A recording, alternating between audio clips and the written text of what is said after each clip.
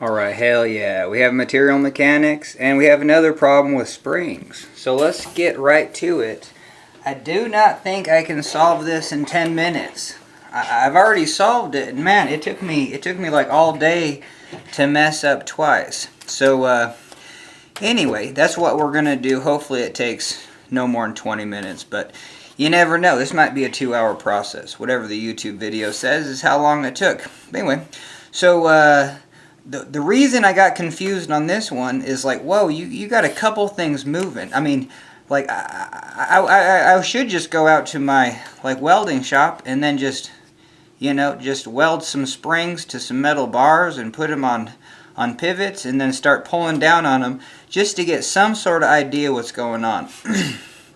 So the first thing that I did was like, well, I just assumed that if I pulled down on this one, like this bar would move, like, let's say yay, and then this bar would move yay, you know what I mean? And they'd probably move about the same angle. So that's how I solved it. I was just like, hey, I gotta throw in the towel and just do it that way. But after getting that wrong, I realized, whoa, is like free body diagrams are king. And free body, so we're gonna start there. Because, I mean, the free body diagram says, hey, if I have a beam, let's say it's got some weight, you know what I mean, whatever, in the middle, it's a heavy beam. And then here's your classic, you know what I mean, a couple of rollers or whatever. But anyway, and then we're going to put a load on. If we put the load right here, the free body diagram, and when we say this is A and this is B, and whatever, we call this point C2 or whatever. But anyway, so then we do the free body diagram of just like this bar, and we say, hey, there's a AY here, and then there's an AX. So there's forces here, and then there's forces here. This one is just straight up because it's a roller, you know what I mean? But there you go. And then you have a weight down here. But this is your classic free body diagram. And then we're going to put the load P right here.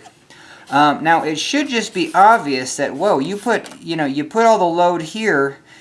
If you put the load here, isn't it just going to be captured by, you know what I mean, this force at AY?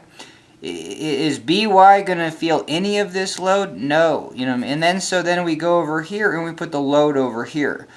It feels like BY is going to capture all of that load P. Is AY going to have to? No. You know what I mean? And then you put the load in the middle.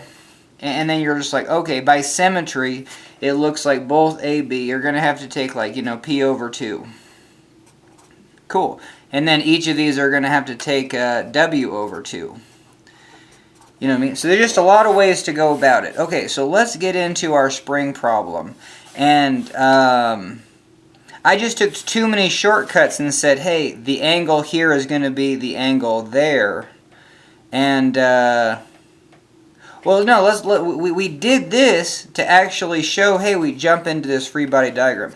The other thing that it is worth mentioning, because if you've never done free body diagrams or you're just not good at them, the cool thing about a free body diagram is, like, you literally, I would do this. I would dot whatever you're removing from space. So we're actually removing. You're not including these little fixtures, okay? So I'm going to draw it again. What you're literally doing is cutting this out of space. Just because it's on Earth doesn't mean it's not in outer space. It is. Everything's outer space. So that's essentially what we're doing. So we have this beam in outer space. And if it's in outer space and it's just floating there, cool. You know what I mean? Because that's what we're observing. When we see a bridge or anything, we observe no motion. You know what I mean? There's no velocity, and that's basically no motion. You know, if you don't have velocity, you definitely don't have motion. Because if you do have velocity, well, then you need to ask yourself, do we have a change in velocity? Do we have acceleration? And that's where we get to F equals ma. But right here, for every statics and material mechanics problem, shoot, we just see that we have acceleration is 0. No change in velocity. Let's get back to this one.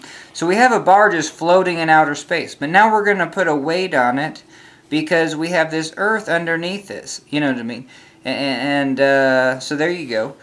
Even though this could be part of like some bridge, you know what I mean? But we already cut it away, you know what I mean? We already cut out these supports, so we just treat this beam like it's literally hovering in space, outer space. But we do have the Earth underneath us, and that's going to be the mass mg. That's going to be the mass of the beam times gravity. That's the easiest one.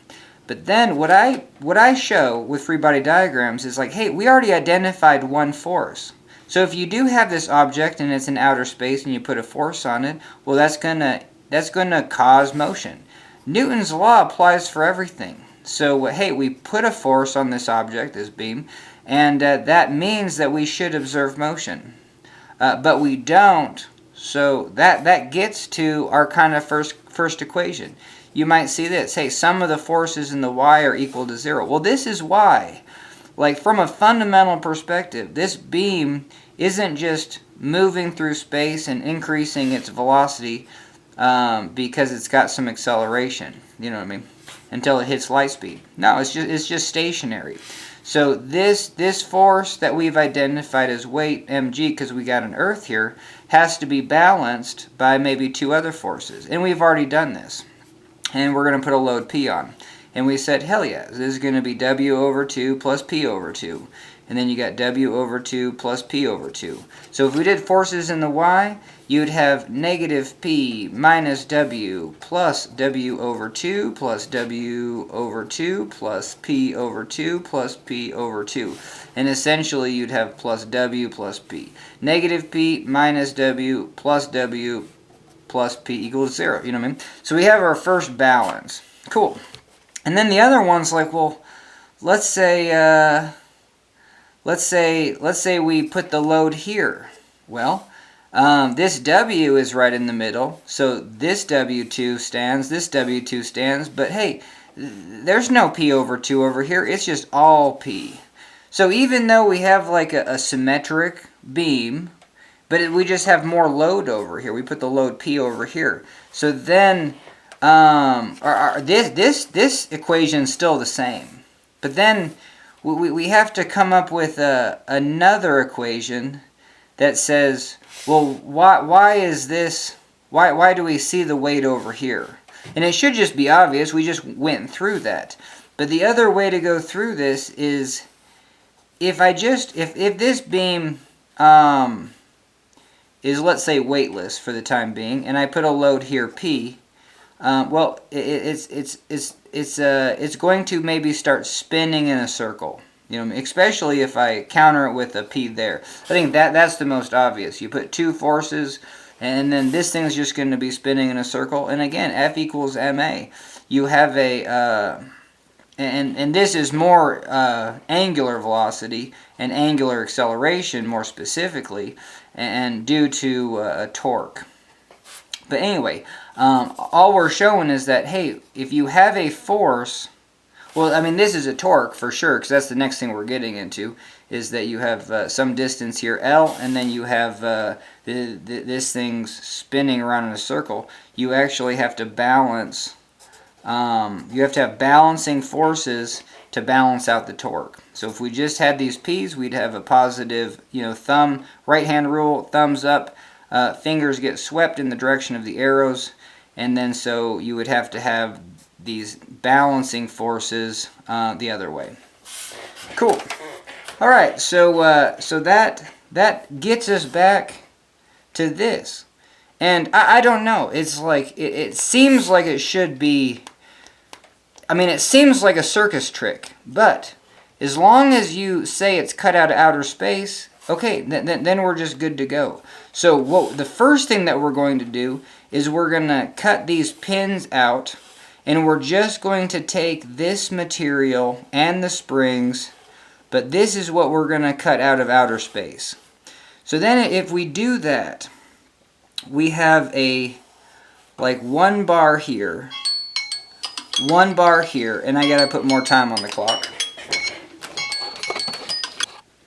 Alright, hell yeah, this might be an hour video, but we'll get to it. Okay, and then you have springs here, you know what I mean? So because we didn't cut away the springs, we're not going to have any forces here. Literally, everything else, if you cut this out, the only thing that was connected to this board was these points. So we have D and A. So we have a force dy and a force dx. And then we have a force ay and a force ax. And then we have this P right there. And then we have these distances, you know what I mean, B, B, and then another B. Okay, so I think we need some more paper, but nah, I mean, we can do this. Because we've said, hey, whoa, look at this.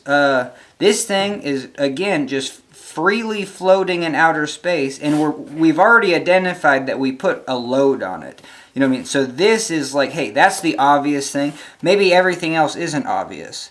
But if we put a load on it, you do a free body diagram like it's cut out of friggin' outer space.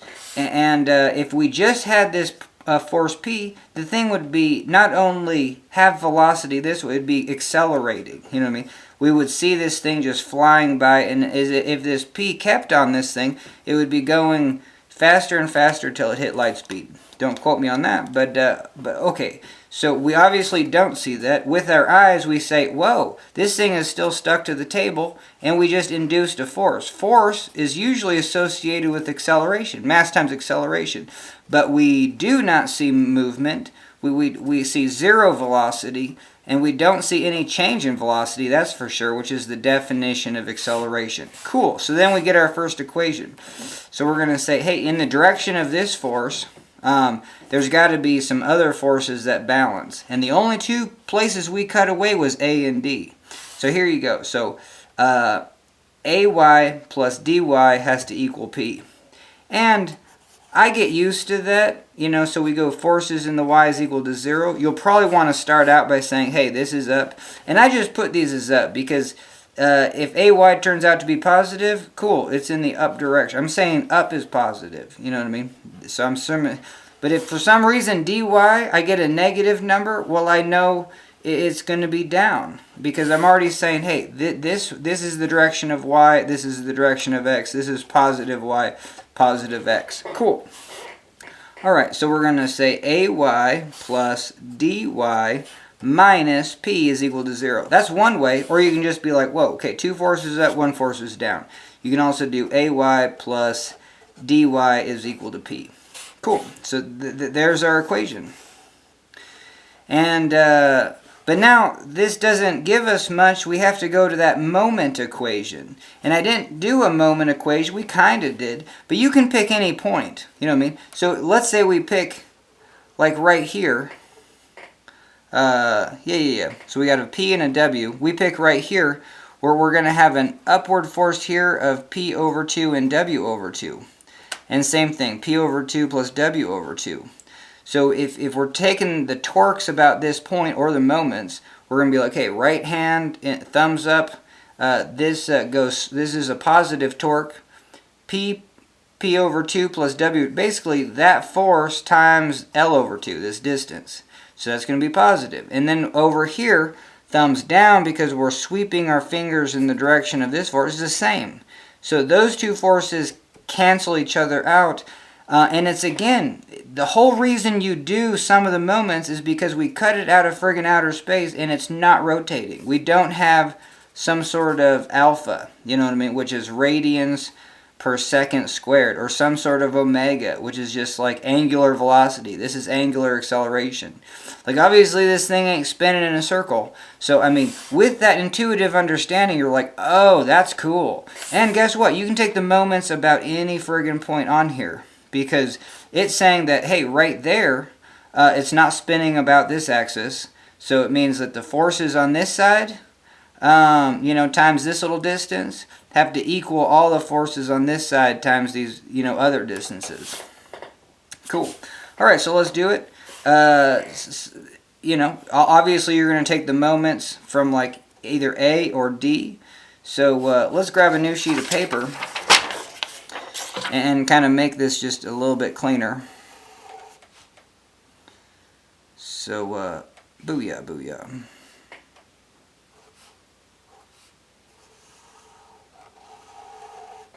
Alright, so we got these distances B, and we have our force P, and we have dy dx at point D.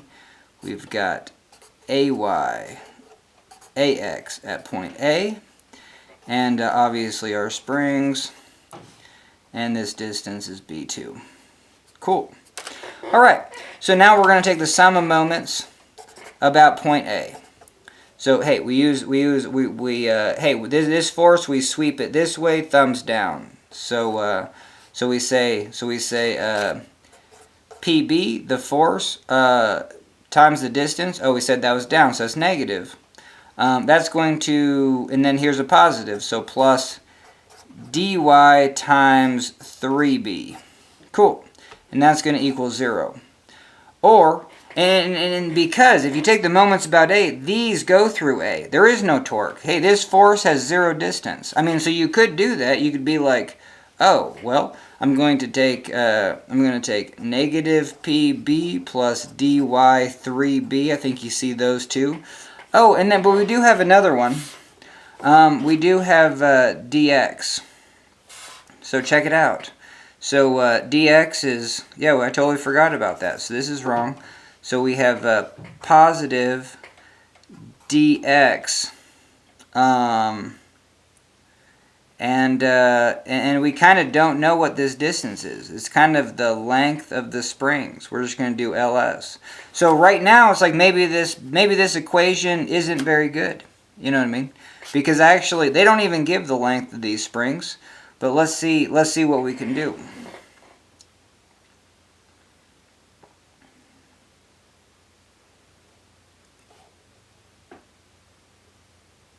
Yep, they don't give the length of the springs. So that's cool. And it comes to kind of the, yeah, so we kind of like hit a stopping point here. So then it comes to what we can do with free body diagrams. We can actually just chisel out, you know, both of these.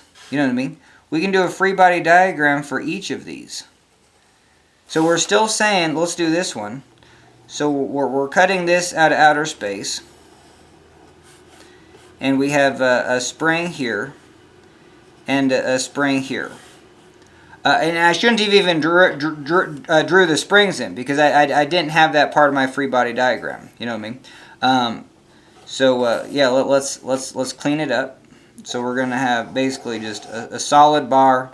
Here's point A, and then we're going to divvy it twice. So here's B, B. And I'm just going to say this is, so since this is point C, I'm going to call like this C1, this C2. I'm going to call this B1, B2. I'm going to call this bar like bar 1, and I'm going to call this bar bar 2, because I kind of need a way to reference this bar and that bar. Alright, hell yeah. Okay, so same forces. We have AY, AX, and then we have, I'm just going to call this force C, CY. And then this force I'm going to call BY. And it's the force inside the spring. You know what I mean? The only thing a spring can do is provide a force. A spring has a natural length, and if it's at its natural length, hey, no force is 0. But, I mean, if we're dealing with springs and those springs change in length at all it's doing is giving you some sort of force. And there's an equation for that, we'll go over it. But if you see springs, it's like that's all it can do is give some forces. We don't know what direction. I mean, they could be in tension, they could be in compression. So we have them drawn in tension. You know what I mean? If I hold this bar here and just pull one string in tension, well, it's going to pull down. You know what I mean? So that right there is going to be a so tension in a spring is a positive value. All right, hell yeah. Okay, so right now we have this drawn, and now we can go down to this one. I'm just going to draw it down here. And here's our dy dx. So here's our point D, here's our point B, and here's our point. Alright, so my camera stopped, but I think we captured pretty much everything. We moved on to the second bar, and it's just down here, point D, C, and B, so I labeled those. But then we have the springs, and same thing. Hey, if I just have this bar rigid, and then I pull on this spring, is going to pull it up, or is going to pull it that direction, and that's tension. So right here, I have CY, that's tension, and then BY. So now, this is in tension, this is in tension, but I might get different values. I mean, I obviously will. Kind of the foreshadow is this spring gets longer, and then this spring gets shorter. But, I mean, from the picture, I don't think it's super intuitive. So we're going to go, after we do this free body diagram, then we're going to set up at least one simple scenario, probably two, and then we're going to tackle this problem. Because that's how I did it. Like, I tried my best, and I made a false assumption, did not get the answer in the back of the book, and then I basically had to start over kind of from this perspective. Okay, so now we can have... So now we can sum the forces in the y. So look at this. We have AY is equal to CY plus BY. So now we're going to take all the shortcuts. Up, 2, down. Those have to balance, right? Okay, now we're going to do the moments about A. And we're going to do this a little fast. These two forces, there's no distance, to this rotation point. So it's just going to be CY is equal to negative... And they're in the same direction. I mean, this shows that you can't have that. That's why we went over, just an object in space with two forces that are implying a torque. Same thing here. The way that these are drawn is the first red flag of like, oh, I mean, you can draw them this way, and we want to, because it shows that they're in tension. But if one's negative, then we know that spring is in compression. But if you just look at this, if this thing is floating in outer space, and you put a hinge right here, and you put these two forces on there, this thing is just going to spin in a friggin' circle. And so, that's the other teaching moment that, yeah, you can sum forces about any point. So hey, let's put a hinge there and see if this thing spins. And it does with those two P's. It spins in a circle. So we have to have some balancing force. And again, it's because hey, this thing's not spinning on the table. Like we have some forces in play, but it's not spinning. Nothing is. So okay. So and that is fundamentally why you use forces in the y, forces in the x, have to sum to 0. And then your torques, like we get rid of spinning. And you can have those for three directions of x, y, z, different forces. And you can have, spinning can be three different torques. Three different spin directions. X, y, and z. Okay, cool. Alright, so this one, so now we just showed that, so we're going to do the moments as we would do it. Moments about A, we're going to have negative CY times the distance of B minus BY times the distance of 2B, more torque on that one, 2B, and that's going to equal 0. So that's a good way to do it. And we got our two equations. This one you could at least make, you could do like, you could go CYB, we could take this one to the other side and say CYB is equal to negative BY 2B. You know what I mean? So hell yeah. And you can just get rid of the B's because you can cancel them. So now we know there's a relationship between the two springs. We say CY is equal to negative 2BY. So if you're on your game, if you're on your spring game and you're it's like even this just gave you a nugget of information. It said, hey, we labeled the springs as forces, and it says, hey, this one is well, even from this we still like they're just negatives of each other. So maybe we don't know which one's in tension or compression. But one of these springs is in tension and compression. And this force at CY is twice, is the opposite sign or negative 2BY. And that's why we don't know which one is positive. Because you could also do this. You could be, hey, BY is equal to negative 1/2 CY. You know what I mean? So now it says by is if cy is positive, by is the negative one, and it's half of what cy was, and that's kind of going to be more representative or more visually representative of what's going on. We're gonna find the tension. This one is in tension, and its force. And if we wanted to find B, so let's say that the force here is 100 newtons. Well, that means if cy was 100 newtons, the force here is 100 times negative a half. So the force here is going to be negative 50 newtons. You know what I mean? It's going to be in tension here 100, and it's going to be in compression here 100. So sometimes it's just good to throw some numbers in, even when you get kind of your first equations. All right, hell yeah. So this is the first relationship, and this is kind of a gold, this is the first gold opportunity of, and if you knew what the hell you were doing with springs, well, let's get the spring equation. Any spring just says, hey, force is equal to the spring constant kx. Now it seems like an easy equation. Maybe it doesn't. I think this x trips you up. I don't like it. I don't like how it's... I don't say x. I say force is equal to k change in length. And in material mechanics, when they use this for change in length, I don't know. I use this, change in length. For me, it's just visual that it's related to the total length. So if I say, hey, this spring... How about we're going to say length of C naught? Because I definitely use that for this problem.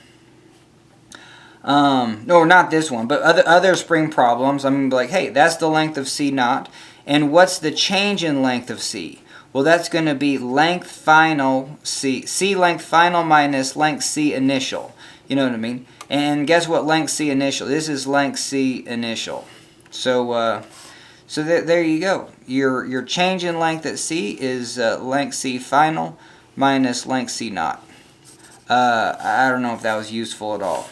But anyway, so we want to know the force at C is going to be the spring constant, and both springs are the same. So I'm not going to do spring constant. Spring constant at C is equal to spring constant at B is equal just to the spring constant. That's what I'm going to use. So anyway, so force of C is just equal to the spring constant times the change in length of C. Cool. Now we need to find the change in length at C. But we know that this force is equal just to C. That's what we're calling CY. You know what I mean? So there you go. There's our first. And then we have another one for By. So we're going to say the force of B is equal to spring constant change in length of B. And that's going to equal By. Cool. So we have one equation. This is essentially just one equation. You know what I mean? But now we have 3 equations. Perfect. And all we're trying to do is, hey, get some equations. You know, oh, here's like 5 equations. You know, maybe we have enough. 1, 2, 3, 4, 5. But I think we no. We used this equation. This was our moment equation. So yeah, this equation's the same. Don't say you got more equations when you don't. We just simplified this equation. So this is our moment equation. This is our y equation. This is moment. And then here's our 2 force equations. Force of C and then force of B. Cool. Alright, so what we're going to do is we're going to set up the simple scenarios. Because like right here, we got a little nugget. We know that, maybe we can set up this one. Oh yeah, and guess what? I drew this wrong because this one does have P in it. So let's get some new sheet of paper. We'll probably have to put some more time on the clock. And get this lined up. Okay, so yeah, let's draw both free body diagrams. So one was AY, AX, and get some more time on the clock. All right, hell yeah. Okay, so whew. And I can't talk with such a rough voice, so let's soften that up a little bit. That's why we do this, just trying to try to work on our social skills. It's working. Okay, so we got cy and then by. And then over here, I know I didn't draw it in the same location. So now we have cy and then by. But we have this p here. You know what I mean? Holy Toledo, you can't forget about that. And then you have dy over here and then dx. So let's do the you know, the force balance. They call it force. I never liked that force balance. We're gonna sum the forces in the y direction. You know what I mean? Basically, you're saying sum of the forces in the y direction is equal to mass times acceleration in the y direction. You know, even this gets confusing. We've already observed that there's no motion, so the F equal ma is so the vector, the force vector F equals ma, the vector. We're already saying that this observation is 0. So yes, the vector in the x, this is probably really good for you, because you have a force vector is like, well, you know what I mean, from statics is like, well, that's the force in the x plus the force in the y plus the force in the, the components of each. You have I hat, j hat, k hat. So if you take the full vector, well, it's the component in the I plus the component in the j, you know what I mean? So that's where you get f in the x is ma to the x, but yeah, that's 0. Ma to the y, that's 0. Ma to the z, that's 0. And even that was maybe too confusing. But at the end of the day, that's why you get, anytime you sum a force in any direction, you can choose a random direction too. I mean, that's kind of interesting. You could choose a 45-degree angle, and still the sum of the forces in this direction are going to balance. I mean, that's kind of bizarre, but cool. Okay, so let's do it. So we're going to sum the forces in the y equal to 0. Here we go. And we're just going to say cy plus by is equal to p plus, oh shoot, we got dy over here. Damn it. Plus dy is equal to p. So there you go.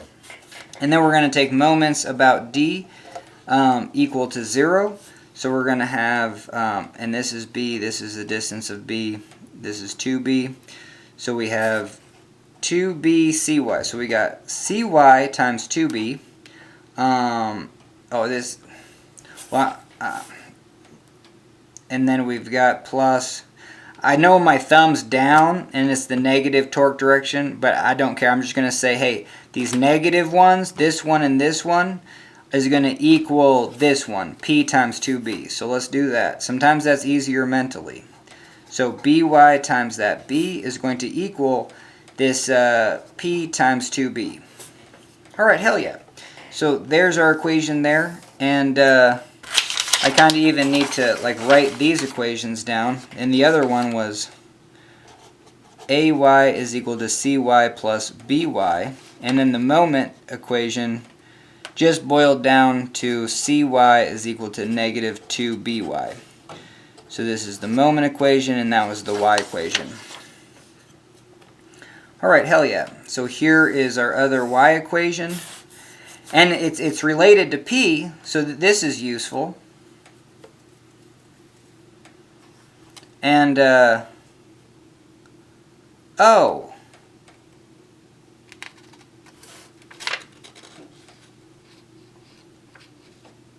Oh yeah, the whole idea here was, oh damn it, we need some more light.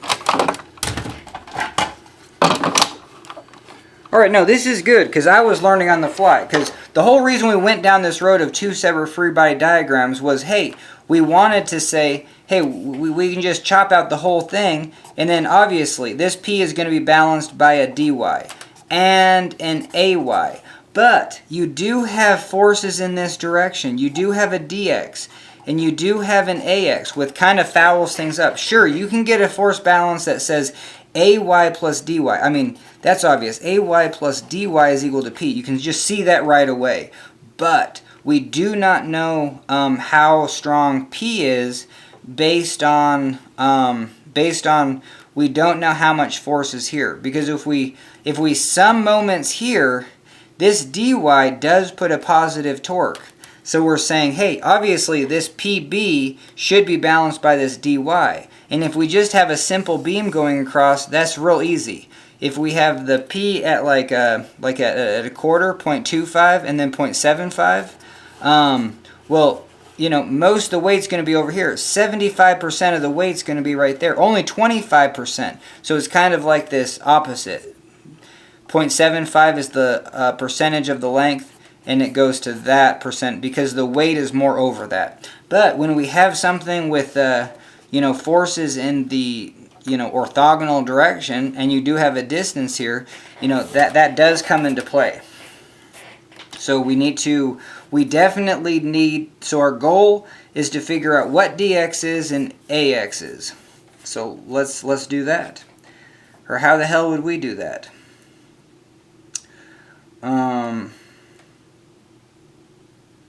Oh, cool. So this one is, so we know P, so that's cool. And then over here, let's circle these. So we're trying to find, holy hell. Okay, so this relationship is nice because we know the difference between CY and CB. So now we can throw this relationship into here. So we can use these two equations, put them together. So right where this CY, I can put that in there. So let's do that. So we're going to go negative 2 BY times 2B plus BY times B is equal to P times 2B. A lot of ways to, I mean, obviously we can just cancel out the B's. That's cool. And now we can say negative 2 BY plus BY is just negative BY is equal to 2P. Cool. So now we know, so now we can say that BY is equal to negative 2P. Holy crap. I hope I got that right. Yeah. I mean, it doesn't feel right. But, so what the hell are we saying? Yeah, this BY is negative 2P. Oh, that doesn't feel right at all. No, I think we're good.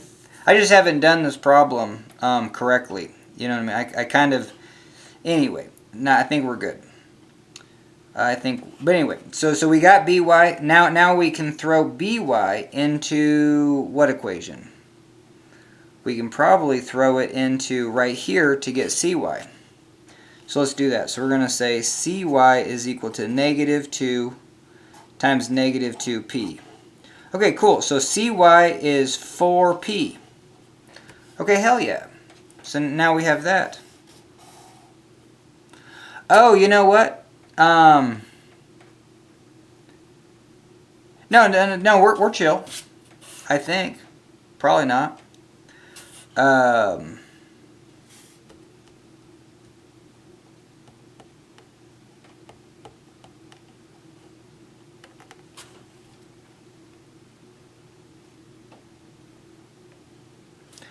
Oh, no. We are not chill.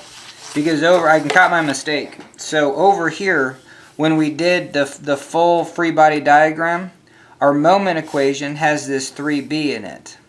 So where the hell did I stop this moment equation? I guess I just kind of gave up on it and then went right to these smaller ones. Okay. No, I think we're still good. I just haven't solved this problem this way. So now, is there anything else we can solve for? Because we were trying to find dx and ax. Where the hell are dx and ax? They're not in this. Oh, they're over here. Oh, cool. So now that I know cy and by, get more time on the clock. Alright, hell yeah. So now we're back, but we are going to, throw in the towel, grab a new sheet of paper, because I think I'm doing a disservice by going through all that effort of showing the effectiveness of a free body diagram and then just getting really bogged down in like drawing, the drawings. So what we are going to do is just going to keep it simple. So we're going to have 1, 2, 3, and I think this is a very good way to go. So now there's my structure. I'm going to say we have a y, and now I don't have to label that point A, because it's already intuitive. And then we have this dx. These dx and dy's, those are what we wanted to figure out. We just need to make sure if they're 0 or something, you know what I mean? And then we have this load P. But if we do that, that's it. There's our structure. We're going to say, hey, that is basically, even though these springs are springy and stuff, we're saying this is a rigid structure. And I don't read the problems to you, but that's where it says assume that the bars rotate through very small angles. So even after the load is applied, it looks identical. You know what I mean? The change in lengths of the springs are just almost, let's say they're just millimeters. You know what I mean? Just almost imperceptible. Okay, so now we want to do some more free body diagrams. We want to, again, just do this top one. And so here we're going to, and we can join it. So now we're going to have CY, BY, and then same thing at A. And then I don't have to waste my breath if you can just kind of see what I'm doing. All the distances are B. I'm not going to label those because holy hell, it just gets a little bit confused. That's it. Those are all the forces. You know what I mean? A pivot will have 2 forces, but that's it. It won't have any moment. Everything else is just a spring will just have 1 force. So that was worth mentioning. Okay, now we're going to do that bar, and I guess I'll give it some room.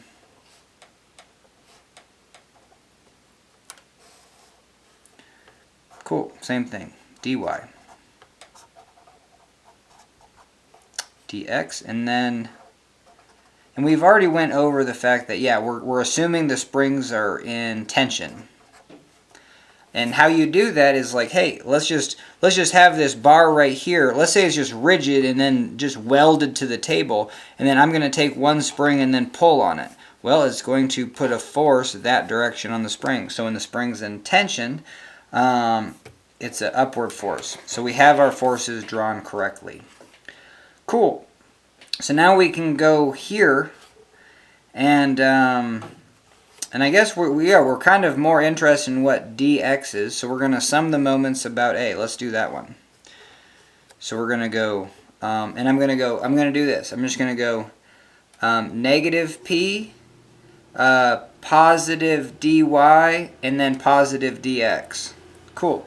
So I'm just going to go. I don't know if that's a very good one to do. I was hoping... Oh, and then this one is done wrong. Holy Toledo. Okay, yeah. I guess I might not even need to use this one. We'll see.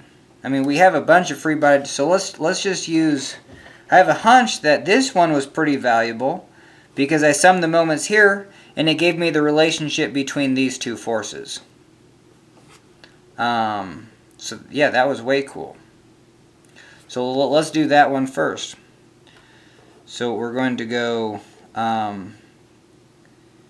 we're just going to say negative CYB minus BY2B is equal to 0. So we get that relationship. Now I'm just going to say, I think we can get there. We'll bring this CYB over here. And so I'm just going to say CY, and it's going to be positive when we do that. I can cancel the B's. I mean, I shouldn't be doing these in 2 steps, but let's try it. CY is equal to negative 2BY. And I mentioned that because that was the most important one, because it relates that if I had 100, if I do, and this one is going to be in tension, this is compression. If I have 100 newtons in tension on this one, well, this one is going to be even though your 2's over here, it has to be half. So 50 times 2 is 100. So if this one's 100, This one has to be negative 50. Because this, I mean, if I throw in negative 50 right here times negative 2, I get positive 100. So it's kind of a, kind of weird, even just an equation with one negative sign can be kind of funky. Okay, cool. So we got that relationship between the springs. That was cool because then we could actually relate the other spring forces.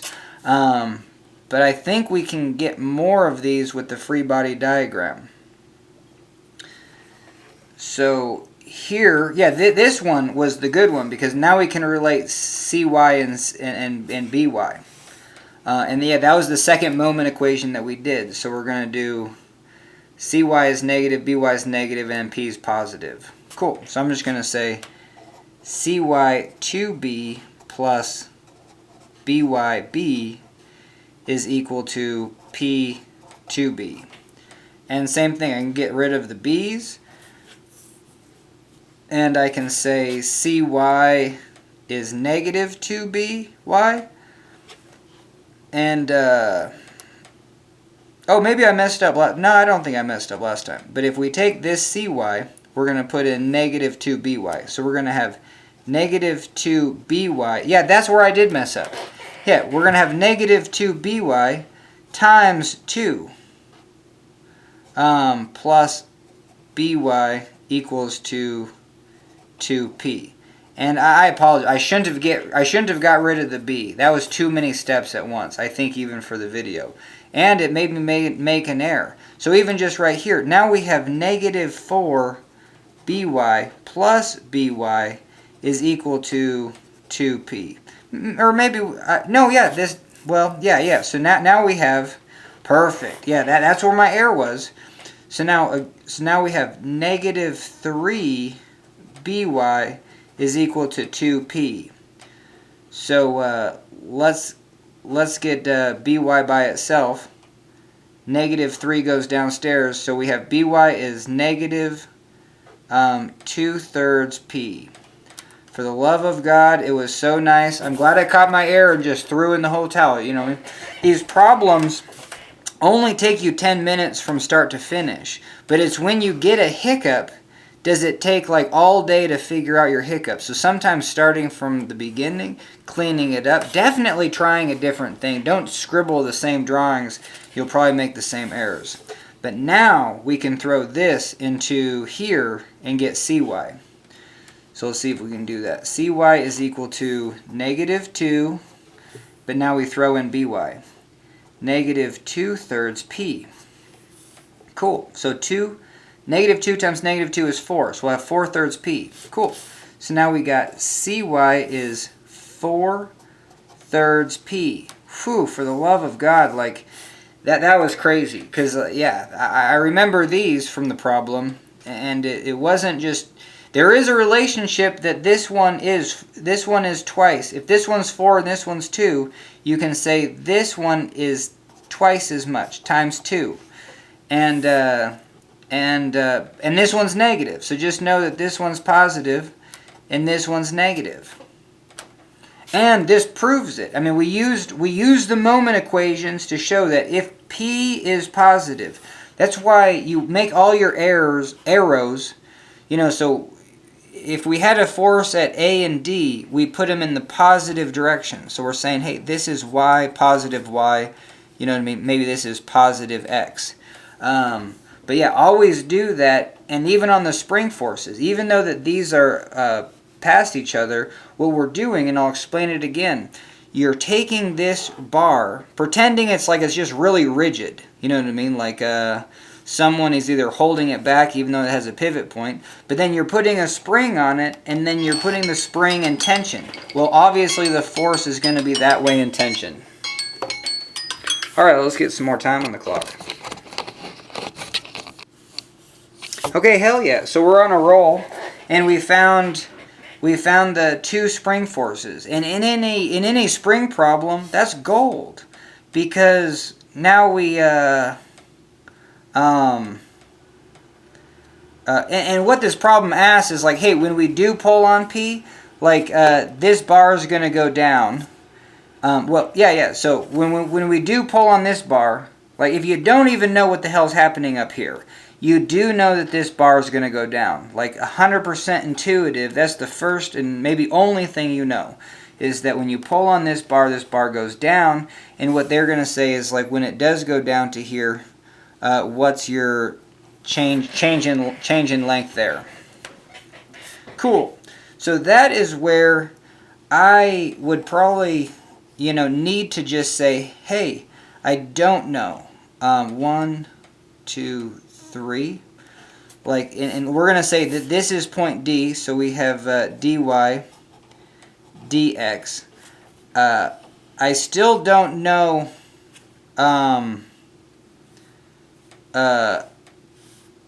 I still don't know how this thing actually works. When I pull down here, what the hell happens?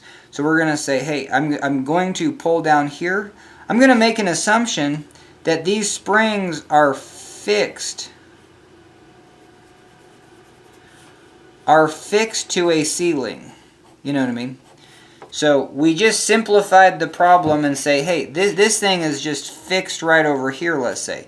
So now we have this. We have two springs fixed to the ceiling, and when we do pull down on this one, yeah, this is going to be the change in length of this spring, and this is going to be the change in length of this spring. Now in material mechanics, like, geometry is everything. Like, we even use geometry to figure out the forces inside. The fundamental principles of material mechanics just come down to being like, oh yeah, when I pull on this, look at this one. This one does change. We're going to say this is spring C, so we have a change in length of C, and then right here we have a change in length of B. So if this is how the problem was stated, we could easily see, and then we have a distance B and a distance B. Well, it just should be obvious that whatever this one is half. You know what I mean? And this one, if we pull down on here, we are going to get a positive change in length. The spring isn't shortening, it's lengthening. And over here, we're going to get a positive change in length. But but this change in length is going to be half. So even just right here, we could come up with an equation that says, I would always do the, maybe this, because this one's half, I'm going to go, it's half of what? Half of this. So let's do that. Change in length of B is equal to 1/2 change in length of C. So there you go. Like, now you have an equation that relates these two. And, oh, this is interesting. You know how I was saying I really wanted to find the force in the dx and the force in the dy? And I don't think I even need to. I think that's so irrelevant to the problem. Because we already used these two free body diagrams to get exactly what we need. We wanted the forces inside the springs, because now the forces inside the springs dictate the change in length. Now this equation was just based on, like, hey, if I pull down on this one and they're attached to the ceiling, this is going to happen. So now I think this is all we need. We don't even need to solve for dx. I guess we could. But this is so dumb. This is so dumb. Hey, remember how I said this is a free body diagram? And it's just in outer space? There is no other force this direction. You know what I mean? So if we summed... So see how, like... I mean, does that make sense? Like, literally, we have an object in outer space, and, like, we have it drawn with a dx. Visually, that means that this thing is traveling that way with a velocity, and it's changing velocity, because it has to have a F equals ma. You know what I mean? So this thing is just going to be accelerating to light speed. So I think that's the cool teaching moment that I can share. And I'm glad we dove into what the hell free body diagrams were, and then did some crappy sketches, and then came back and actually, stick figures are probably the way to go, but still, hey, remember that these things are three-dimensional, they have mass, and we're observing no motion. So the second I see a force that's just lone and rogue out here, I have to go back to the principle of being like, yeah, this thing is floating in outer space, and I just put a force on it, you know what I mean, in the diagram, or that there is a dx component of a pin. But guess what? If I only have that dx and it's not balanced by anything else, well, this thing would be just flying off the page. You know, it'd be on its way to Mars. So, but we don't observe that. It's still on the table, like every normal thing on Earth. And so that's why. That is fundamentally why this is 0. And if we sum our equation, so if we sum our forces in the x, have to equal 0, well, guess what? We just have one force. So dx, that's it. And the positive dx has to equal 0. And done. And same thing here. You know what I mean? Sum of forces in the x, positive ax has to equal 0. Cool. Alright, so we can totally move on. So now what we need to do is be like, yeah, this isn't our problem, and this one probably does move down. I mean, that's the other thing. It's like, hey, if I pull on this, is this thing just going to spring that direction?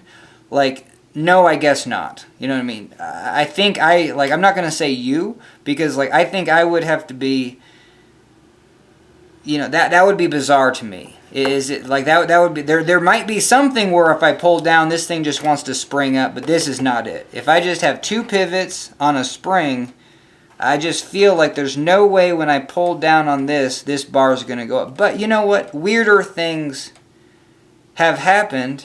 And honestly, after doing this problem, like, this rules the problem.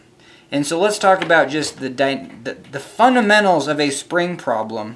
Says that, hey, if this, we've already identified that this spring, and yes, we finally identified, because P is going to be in that direction as positive. We have identified that spring C, we're going to say this is spring C and this is spring B.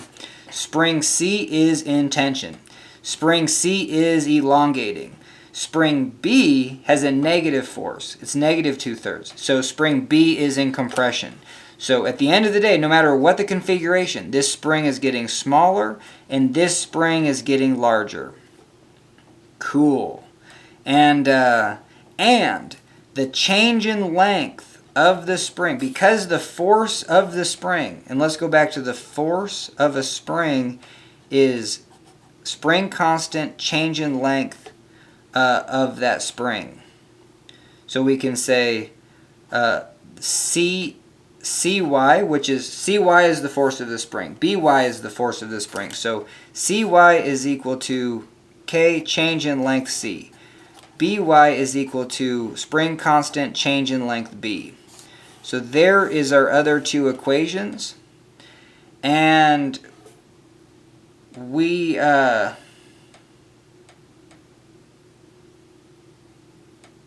then, yeah, I mean, you can plug in Cy into this one, and then, I mean, you can just solve for the change in length. So I think we're going to get a fresh sheet of paper just so we have that going for us. Cy is 4/3 P. I'm going to write this By. And I think we're done with the free body diagrams too. And then, okay, so this equation is not what's going to happen. This was the equation. I just set up like an ideal situation. Hey, I'm just going to fix these, and I'm just going to see what, if we pull down on one bar, what happens? Well, you get a relationship.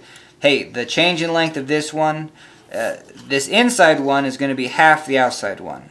You know what I mean? Same here. If we pull up on it, you know, obviously we're going to pull down on that one. But yeah, let's take a look at that. So this equation doesn't fly, but these two do. So let's go back to our,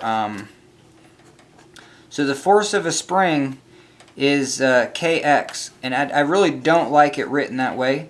So we're going to say, hey, Cy is the force of the spring, and that's going to be equal to K change in length of the spring. Change in length of C. Alright, hell yeah.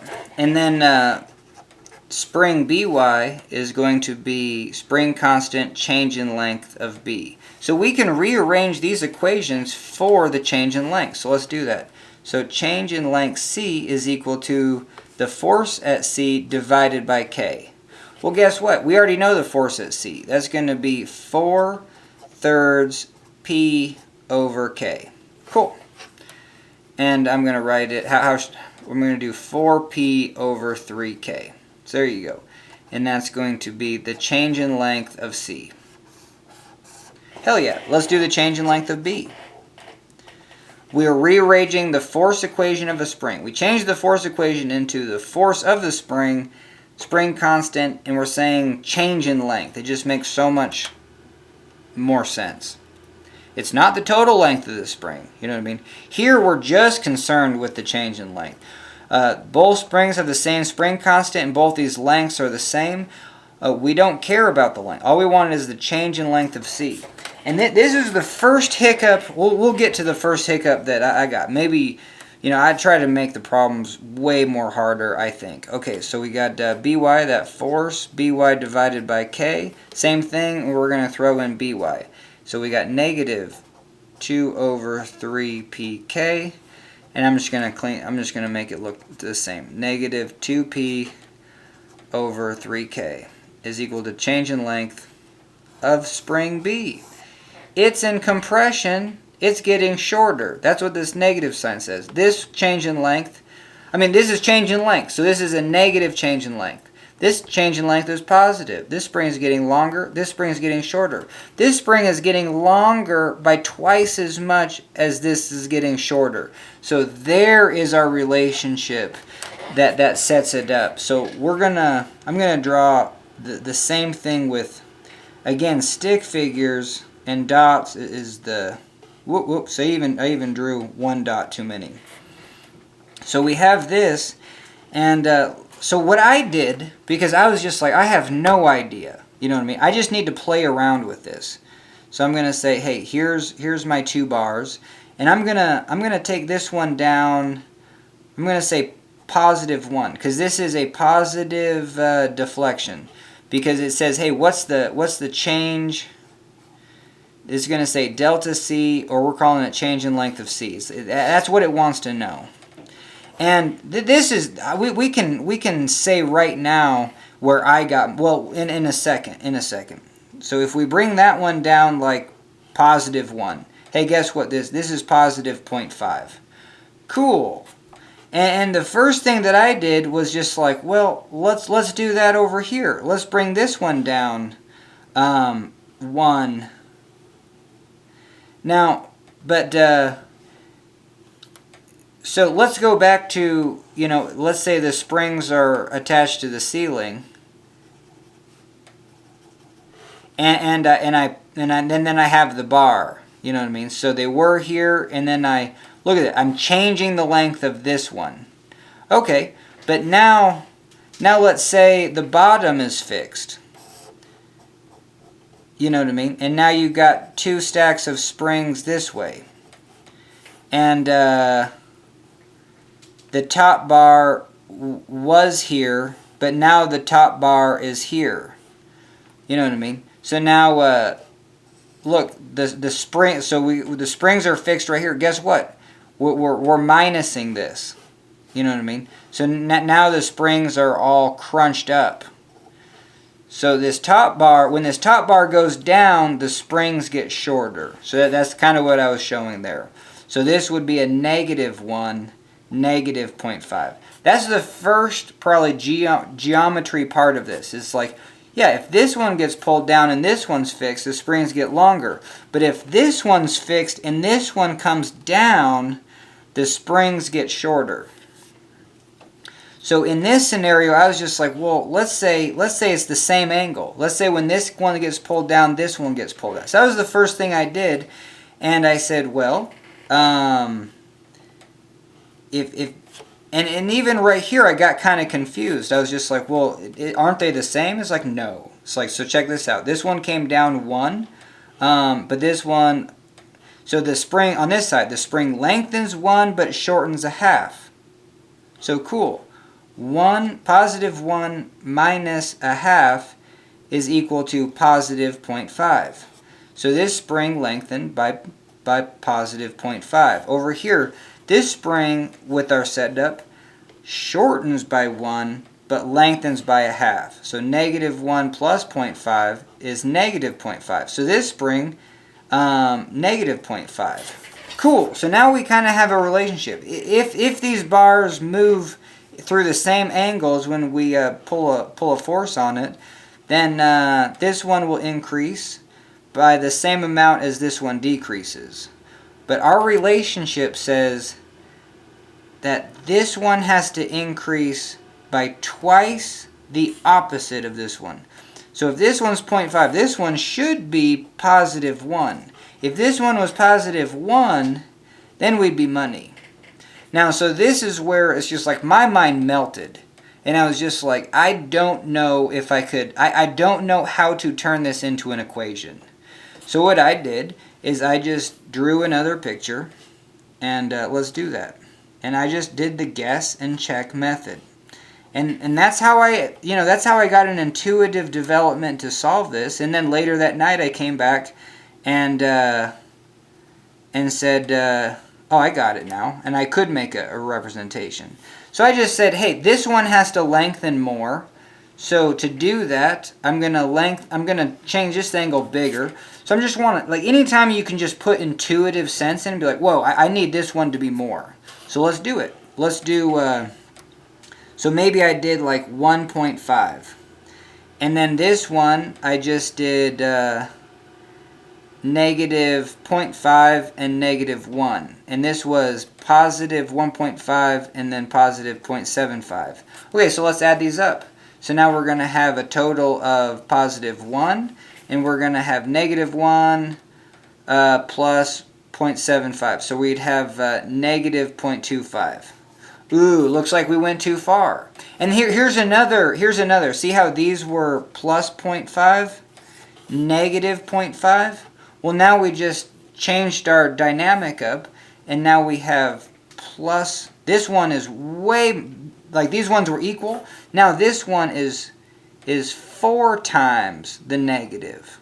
We just need this to be 2 times. So we kind of went too far. You know what I mean? So now we'll set it up again. And it took me a while, and I don't even know, like from here, like what could we do? We could say, how about 1.25? And then whatever half that is. 1.25 divided by 2. That's what I did. I remember doing this now. And then 0.625. So these are going to be positive. And then let's do that same thing here. Let's go down negative 1.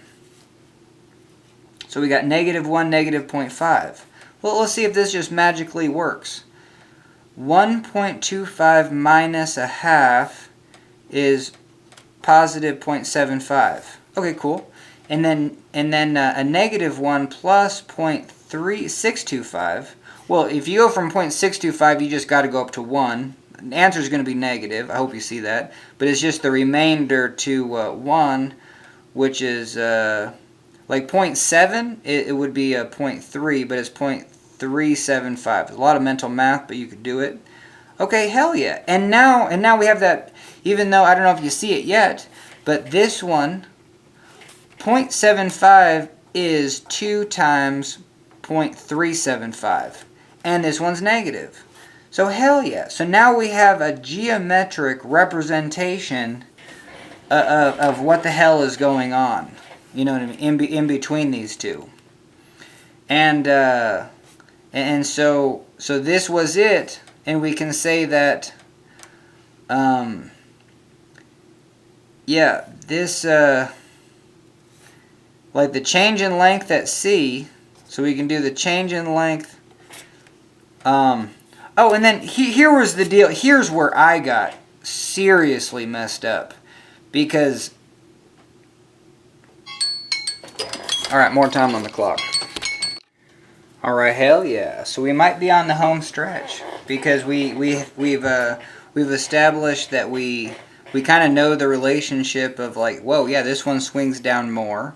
And we know how much more. And so yeah, so let's see what it wants to. Like, well, what the hell is the question asking? And maybe we could figure it out like from here. You know, it's like, yeah, that's why I'm doing these problems like twice, because maybe on the second go around I can find a faster correlation. Because this is where my mind melted. I was like, okay, so this spring lengthens, you know, down here, but then shortens up there. And then the total change in length is only, the total change in length is due to the force.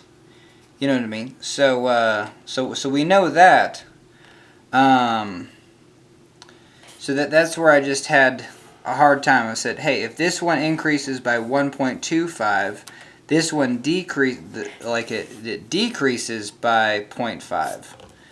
You know what I mean? So what the hell's the relationship there? 1.25 divided by negative 0.5. So yeah, so if it decreases negative 0.5 up here, I need to multiply by negative 0.25. So negative 0.5 times negative 2.5. 2.5, I'm sorry. That's the multiple. And then I get the value. So let's try that over here. I have negative 1. Negative 1 times what is equal to negative 0.375. Negatives cancel, and then it's just 0.375. So whatever this was,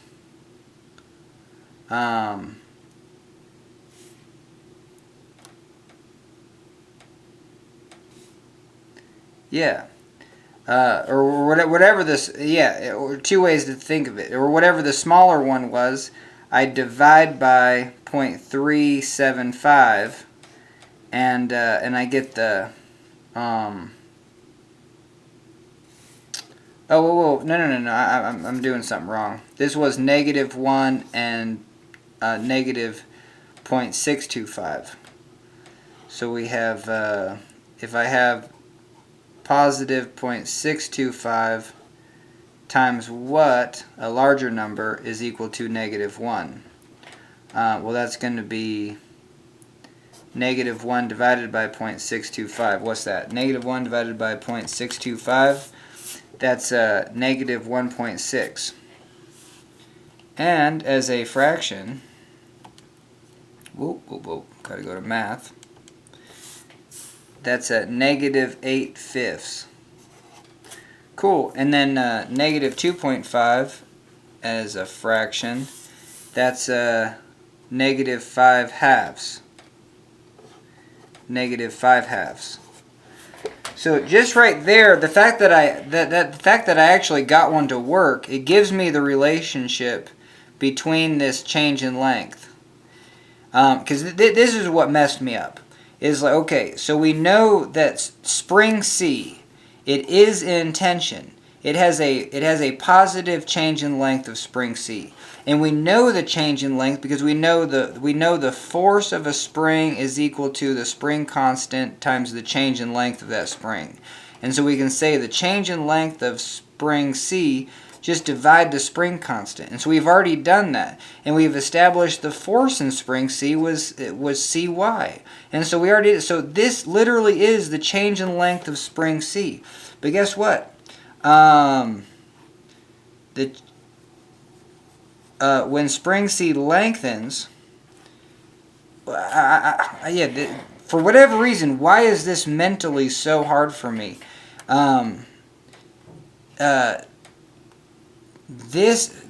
So point C does lengthen, but point C is not the change in length of the spring. I think delta C is just the change in length of point C. But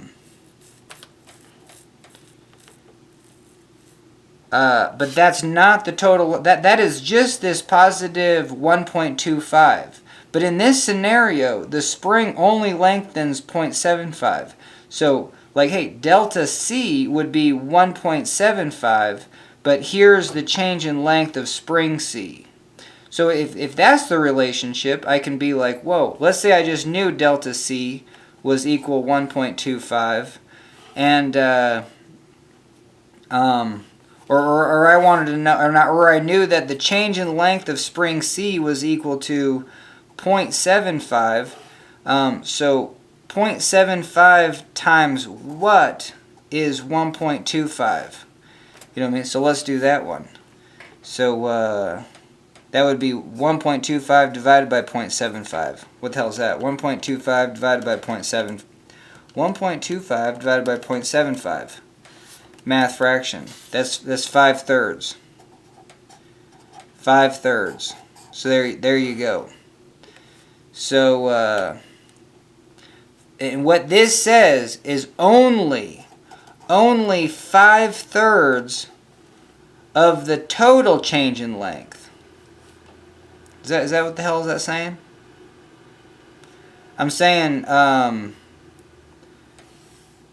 no, not really. The change in length of this.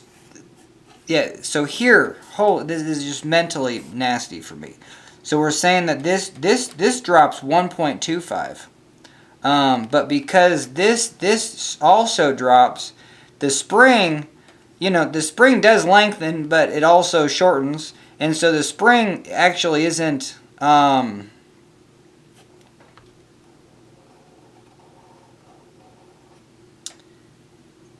Yep.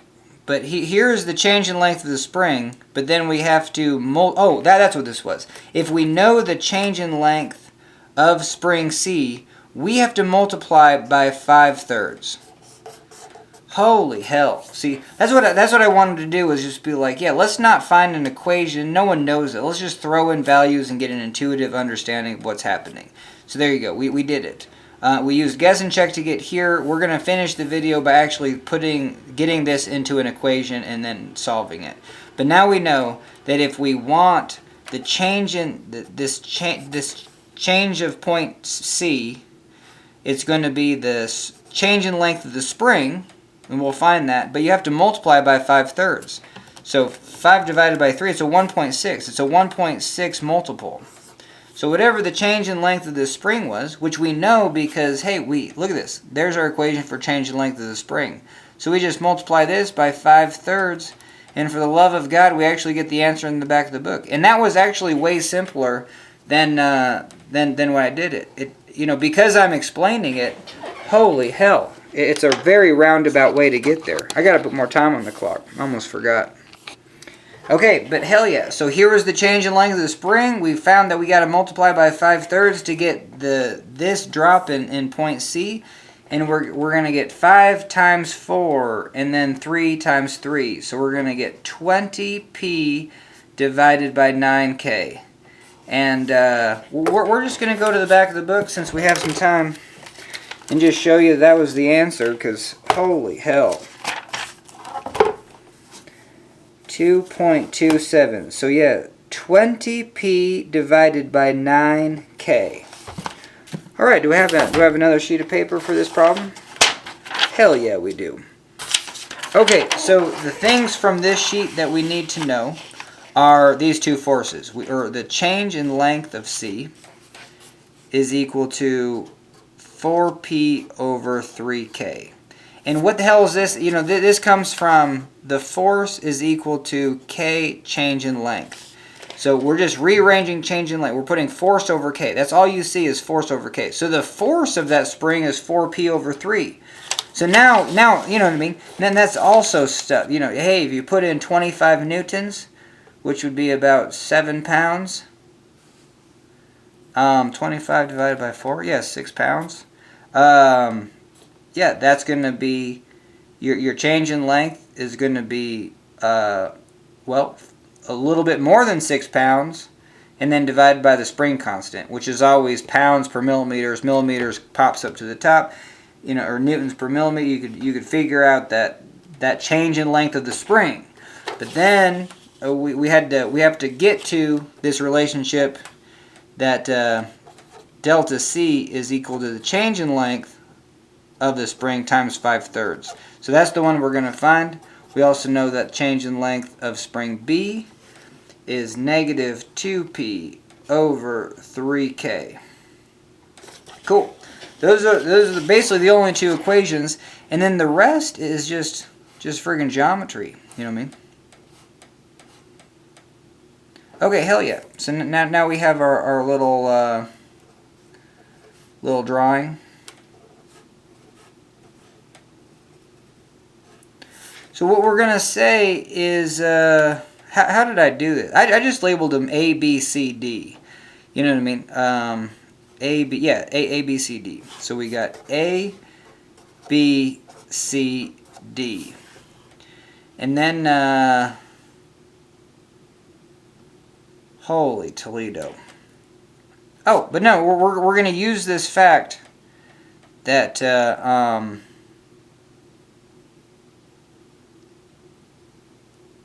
oh, so yeah, this is still, it's the same thing that I think I did before. I'm just doing it with geometry, or, doing it with an equation. I already said that, hey, due to observation, the change in length of this whole spring is equal to this spring is in tension, and whatever that change in length was, this one's in compression by half that change in length. So we're gonna say, and we know that. Oh man. And what I'm saying, A here is A is the change in length. So we're gonna say, hey, this is A, this is B, this is C, that is D. And ooh, maybe I should have drawn it better. I think you get it. Well, damn it. Yeah, let's draw it better.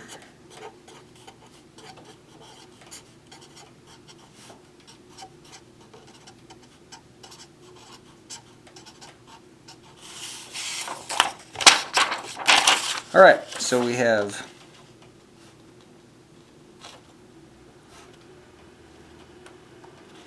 and then so this one's gonna kind of come down to here, and then this one's gonna come down to here, and we kind of already know that. So we have A, B, C, D.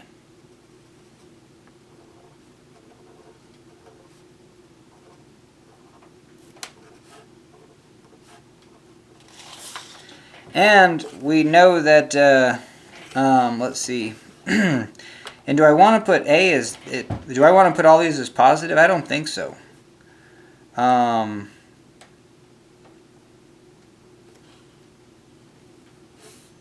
I don't know. But we do have, yeah, so let's just do the change in length of spring C is going to be equal to minus A plus C. And then the change in length of spring B is going to be minus B plus D. And then the other thing, this is back to the relationship. So if these are a distance, same distance B's away, then we know that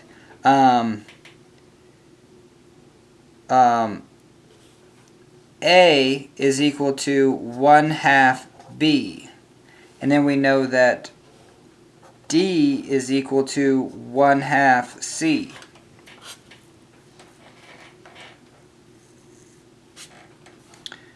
Cool.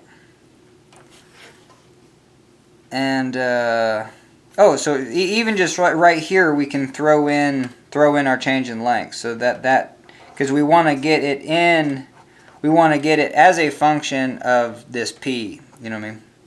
So negative 2P over 3K.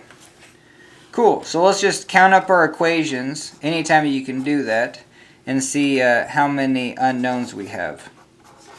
So A, B, C, D are unknown.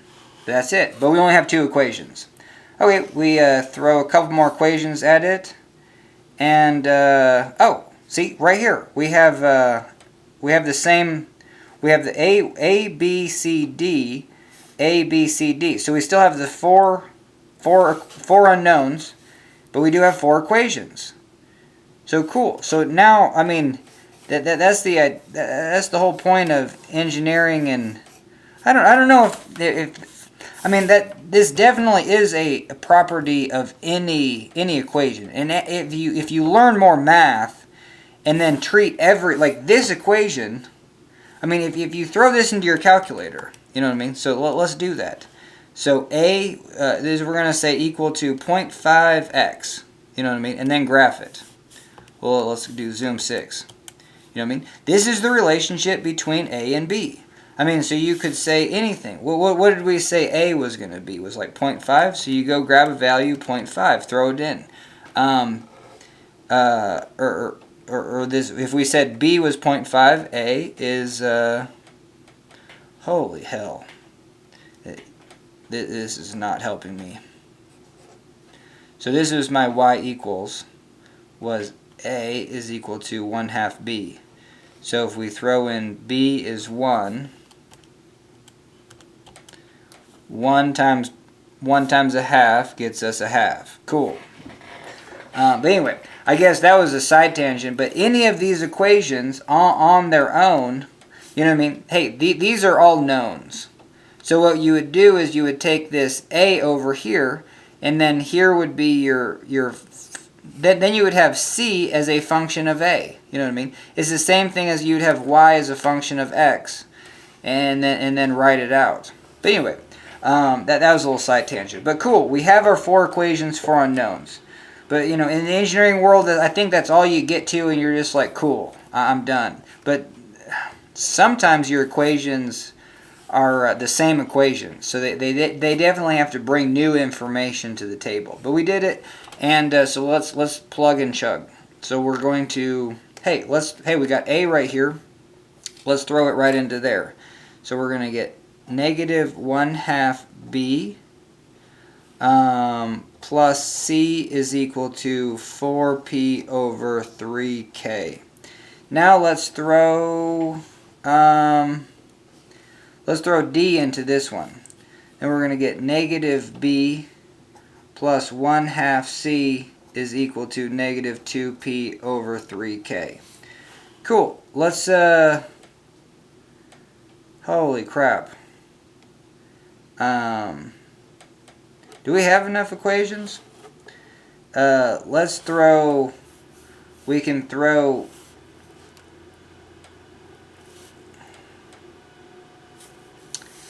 what?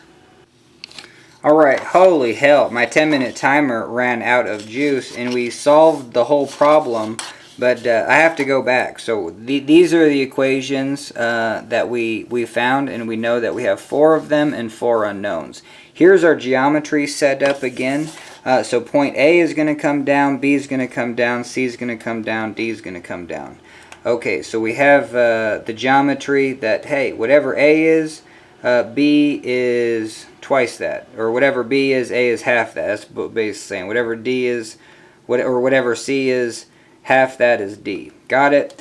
And so now, anytime that you get the 4 equations, you know, 4 unknowns or whatever, you have to find a way to be like, well, what do we want in the end? You know, that's the first question that you should ask, and I didn't do that before. Is like, hey, we want to know C. Like, hey, this is, at the end of the day, we just want to know this change in C. That's it. You know what I mean? We don't need to know the change in length of C. That the change in length of the spring is actually irrelevant. Like, this distance right here is what we want, and we found the relationship. That, yes, we do know the change in length of spring C is 4P over 3K. These are the inputs that we know. We know the spring constant. We know how much force we're going to put on. So I'm going to do a step ahead. We can rearrange this equation to be like, hey, if I knew C, I'd be just money. And that's going to be 4P over 3K plus A. So this is where I would stop. You know what I mean? Anytime you get, 3 equations or 4 equations, 4 unknowns, like pick the equation where you're like, whoa, that's what I want. Okay? But then actually, like go to the opposite part of that, because over here we're gonna have to put all these equations into each other, and these are the simplest ones. You know what I mean? So we're gonna maybe put these into those. So so like right here we could put A into... Well, I guess it really doesn't matter, does it? Because I didn't do it this way. I just said, forget about it, and I see that. So sometimes it's best to just work with the simplest first, and say, hey, I see an A here. I'm going to just shove it into that equation, and then I see a D here. I'm just going to shove it into this equation. So let's do that. So we're going to do this one. So we're going to get negative 1/2 B plus C is equal to 4P over 3K. So now let's shove this D into here, and we're going to get negative B plus 1/2 C is equal to negative 2P over 3K. Cool. So now we have two new equations, and I'm going to call them 1' and 2'. And yeah, anytime you start combining equations, we just combine two equations. Well, cool. Now, like literally, we have two equations and two unknowns. So we can actually now solve for one of these. You know what I mean? This is where we could have done it I think this is the roundabout way. You know how I said, hey, we should just solve for C? But I don't know. These were just, you know, they looked really easy to throw in. But anyway, so now we're actually going to solve for... Oh, yeah, I totally did it the roundabout way. Because right now I have to solve for... well, how I did it was I solved for B... Or what the hell did I do? I solved for C and then through...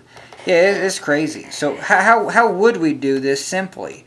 We need C, so we need to solve for A. And if we solve for A, we need to solve... I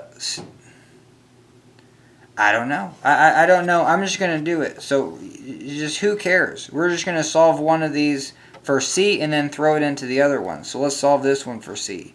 So we got C is equal to 4P over 3K plus 1/2 B. On this one, I don't know what the easiest way to do. So now we're going to take this C and put it into there. But I think we got a method. negative B plus... Now I'm gonna factor this through. So we have to turn this into a half. That's 4P over 6K plus 1 over 4B. See, I multiplied this half towards this C, and that was skipping a step because we really just got to get on with this. Okay, hell yeah. So now, trick of the trade is I have a 1/4 B, but I have a negative B. So we're going to go negative 4B over 4. So now I have a negative 4 over 4 plus 1 over 4. Cool. So that's going to give me, I'm going to come over here. That's going to give me negative 3/4 B. And now let's take this one to the other side. So we got negative 4P over 6K. That's to the other side. And so now same thing here. I'm going to change this to a 6 and then this to a 4. So we have negative 4 minus negative 4. So that's going to be negative 8P over 6K. So that's going to equal negative 8P over 6K. Cool. Now we can get rid of the negative sign. And then solve for B, which is multiplying 4 over 3. Hell yeah. So B is equal to... We can simplify it. We can take this to a 2 and this to a 3. So we're going to have 16P over 9K. That's B. Hell yeah. We can go back to our drawing and be like, well, if I know B, I know A is just half that. Well, okay, that's going to be 8P over 9K. So sometimes you can just do it as long as you got an understanding of what's going on, or you would take B and throw it into this equation to get A. Cool, now that I have A, then I'm going to throw it back into this equation right here. So that's what I did. Let's throw some more time on the clock. All right, hell yeah. So that's what I did here. But my timer did not, my phone ran out of juice, so like I lost my timer. That sucked. But anyway, and I'm not doing a very good job of talking my way through this one, but hell yeah. So we have A is 8p over 9k. We're going to throw it into there. So finally, this C is the displacement. This is that delta C that they're asking you to find. Derive a formula for the displacement delta C at point C, and we're doing that. Here's our formula. So C is equal to 4p over 3k plus 8p over 9k. Hell yeah. We're going to multiply this by 3, multiply the top and bottom by 3. So hell yeah. So we're going to get 12p divided by 9k. So we got 12 plus 8. This is the answer in the back of the book, 20p over 9k. So that is our value for C. So delta C, an equation for the formula for the displacement. And I think in the other videos, like, hell yeah, this is at least 2 stars. You know, this problem needs 2 stars. This is crazy. 20, because it's just geometry that you're just like, what the hell's going on? It's not visually. You got 2 different things with 2 different geometries. Holy hell. But you got 20p over 9k. Hell yeah, that's the answer in the back of the book. If we haven't already looked, because I feel like I'm doing this twice as Groundhog's Day. There you go. Delta C is equal to 20p over 9k. And booyah. And that's the equation. And, you know, I don't know. Could I do this in 10 minutes? Probably not. But that's what we do. What we try to do, you know, we got 2 more sheets of paper. We got 1 more sheet of paper. Could I solve this just with 1 sheet of paper in 10 minutes? I might not have to use words and stuff, but let's try it. You know what I mean? Yeah. And it'd be cool if you could actually see me do that. Okay, hell yeah. So new video, catch you on the flip side. Alright, hell yeah. This problem sucked, and we're going to try to do it in 10 minutes. So here we go. So, and you know what I mean? I ain't talking through this one. I made like a 3-hour video just to get it done. So we're going to do free body diagrams, AY, and then we have CY, and then BY. So that's our first free body diagram, other free body diagram. CY. BY, dy, dx. So booyah. So there's a free body diagram, there's a free body diagram. We sum the moments at there, and these distances are b. So summing the moments is king. Moments at A gives us, says negative CYB minus BYB is equal to 0. Get rid of that. So now we have, let's say, CY is negative BY. Cool, got our relationship there. Oh, and I forgot to put in our force P. Cool, because this is. So now, some of the moments of D is probably all we needed. So we have, no, we probably needed both. So we have, okay, so we have BYB plus CY2B is equal to P2B. Cool, we can get rid of the B's. And we have, and then we can throw in this CY is negative 2BY. So we have BY minus 2BY. This is where I feel like I made a mistake again. Holy hell. More light. It is interesting where yeah, so anyway. So now we have negative BY plus 2CY is equal to 2P. Well, that wasn't useful at all. What the hell did I just do? No. So we gotta throw in this negative 2BY. There you go. So BY minus 2BY is negative BY divided by 2P. Yeah, where am I messing up on this? Oh, this is awful.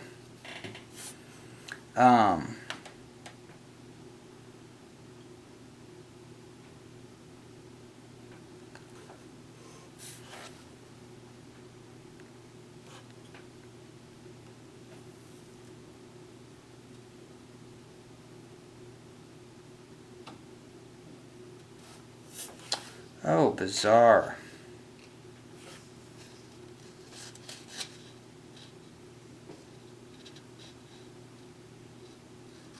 All right, let's do it one more time. Oh, we were running out of time. Negative CYB minus BY2B is equal to 0. Oh, right here I messed up. Holy hell. Yeah, the moment that A is negative 2BY. There you go. Negative 2BY. Holy hell. Okay, yeah. So we're just going too fast, but we caught our error. So CY is negative 2 times 2. So let's do the moment at D again. So you're going to have CY2B plus BYB is equal to 2BP. And then we're saying that CY is negative 2BY. So you're going to get negative 4BBY right there. So negative 4BBY plus BYB is equal to 2BP. You can get rid of the B, so we have negative 4BY plus BY is equal to 2P. Whew. So we got negative 3BY is equal to 2P. BY is equal to negative 2P divided by 3. Ooh, that was painful. And then throw it into there, and then we get CY is equal to negative 2 times negative 2P over 3, which is 4P over 3. Holy hell. Okay, so now force of a spring is Kx, or K change in length of the spring. So we have Cy is the force of the spring. Cy is equal to K change in length of the spring, which is equal to 4P over 3, and By is equal to K change in length of the spring, which is equal to negative 2P over 3. So we can say that just the change in length, we divide by K, and then you just get the change in length. So there's the equation for the change in lengths of all those. Okay, hell yeah. So then you would put that. So change in length of C is 4P over 3K. Change in length of B is negative 2P over 3K. And that's it.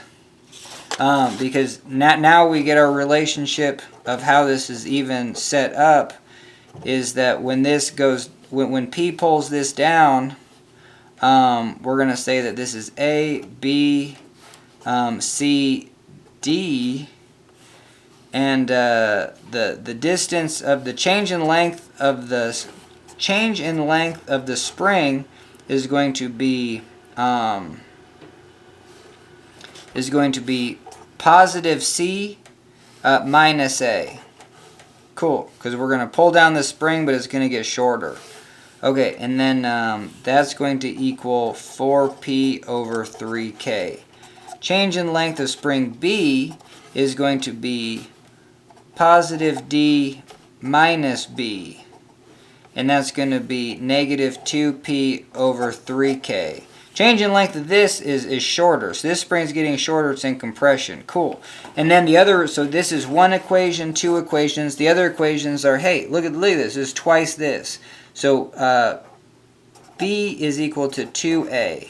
And look at this. This is twice that. C is equal to 2D. And then we have our other two equations. Cool. And then we want to find C. So we need to throw, here, let's solve this for D, and I think we can do it. D is equal to C over 2. And so we're going to throw that into here. So we're going to go C over 2 minus, I don't know which one. Yeah, this sucks. But minus B is, I don't know the fastest way to actually combine the equation. We got 4 equations, 4 unknowns. You know what I mean? And then, yeah, that sucked.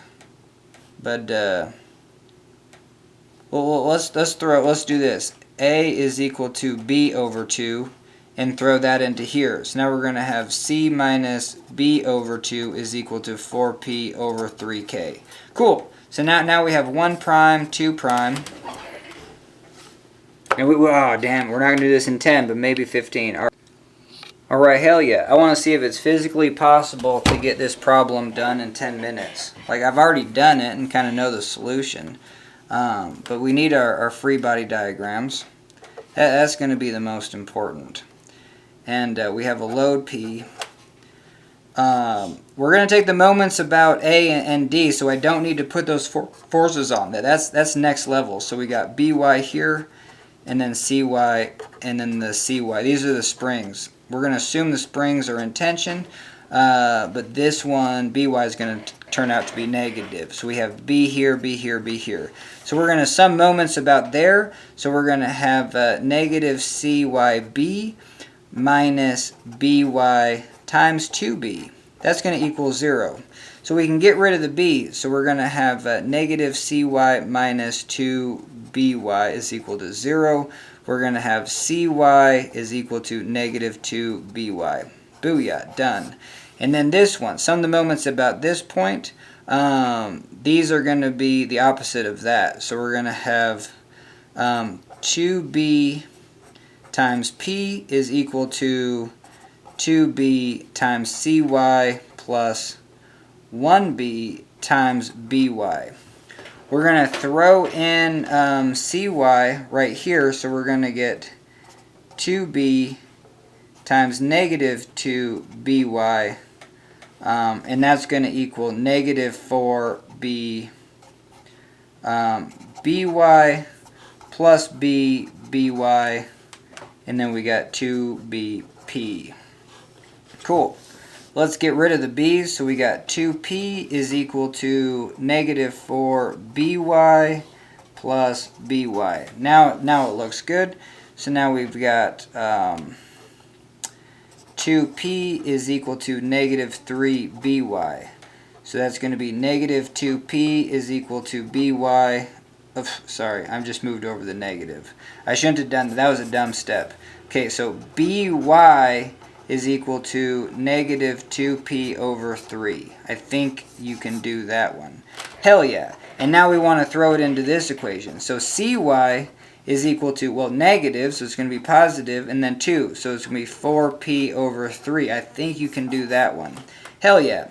So now we need a relationship between, I need more paper, and then we got to put those down. So cy is 4p over 3.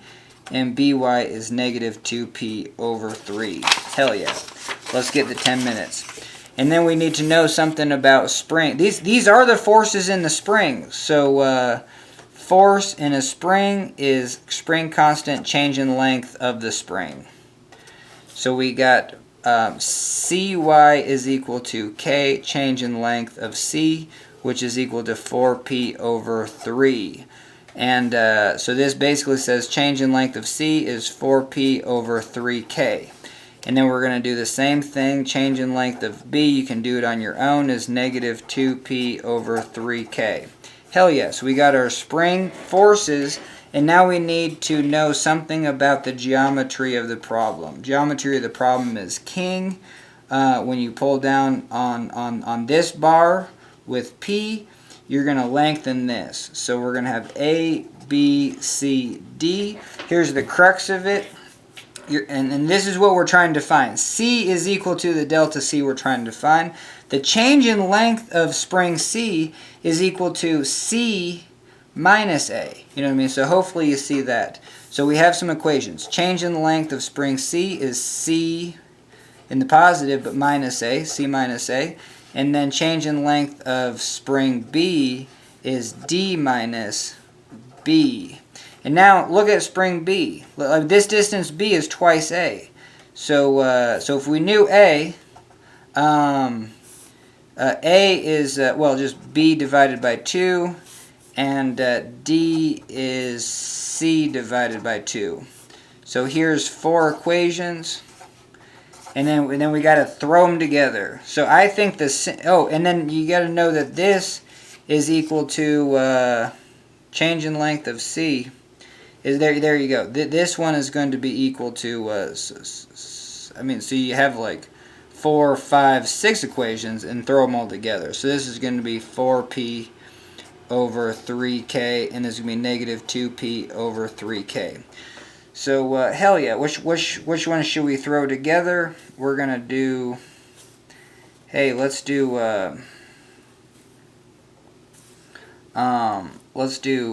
I don't know, A into this one. So we got 4p over 3k is equal to C minus B over 2. And I don't know if that was helpful at all.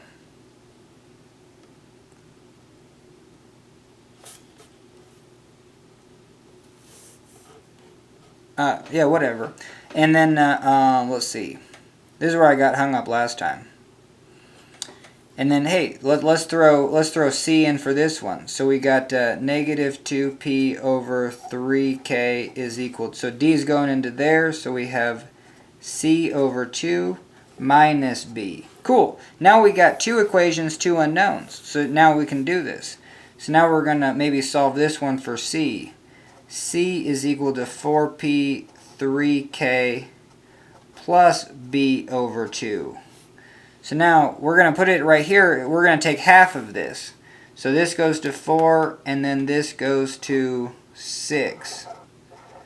Alright, hell yeah. So 4p 6k plus B over 4. This is C over 2. So that was a little tricky. These aren't equal. So there you go. Now we have C over 2, and we got negative 2p over 3k is equal to 4p over 6k plus B over 4 minus B.